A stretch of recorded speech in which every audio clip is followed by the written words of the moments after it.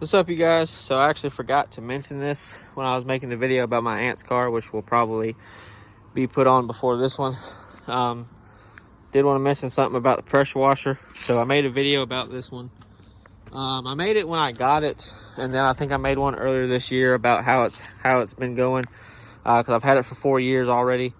It's the Adams 2.0 pressure washer.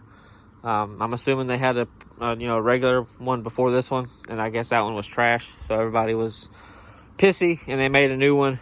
So whatever. So I've had this for 4 or 5 years. I've had it for about as long as I've lived here. So with that being said, I made a video saying I haven't had any issues, blah blah blah, whatever. Well, I did start to have issues where I would be using it and I'd go to squeeze the trigger and nothing would happen. And it does it ever so often now. It used to do it a lot. Literally, like almost every time I'd go to use it, it would do it. But now it doesn't do that. But now I have another issue.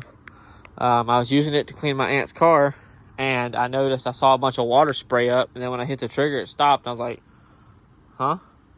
So then I went and looked, and the hose that came with it has a hole in it.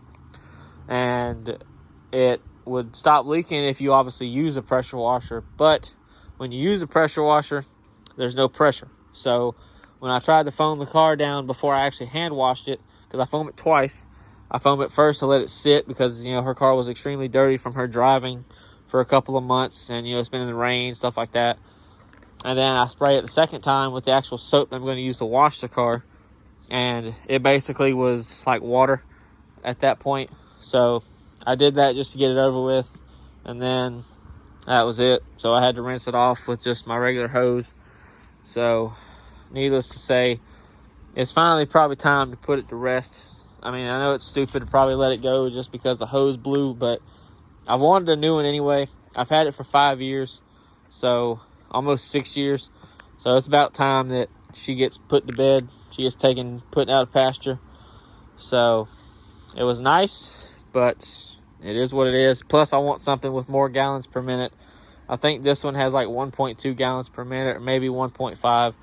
I want something with 2 or more, just because I want the flow, and I want the not so much the pressure. The pressure is not the problem, but I want the foam to be. I want it to cling a lot better. The foam that I use now, it's okay. The soap is all right. But it's just the pressure washer's not doing what it's supposed to do. I think the pump is starting to get tired. So, like I said, it's time. I have a gas pressure washer that I use occasionally, but that just gets aggravating because, I got to go buy gas for it. I got to go and, hook it up like I do this one, but I got to sit there and pull it and crank it, let it run. And I don't like keeping it running because that gets aggravating, hearing it run constantly, which is the main reason I bought this. So, we'll see. My aunt supposedly has an electric pressure washer at her house that she's not going to use because she doesn't really do anything.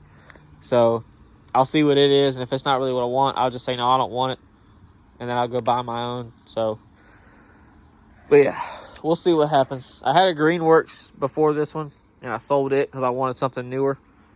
But yeah, and it was no better than this. So, but yeah, so hope y'all enjoyed, and I'll catch y'all later.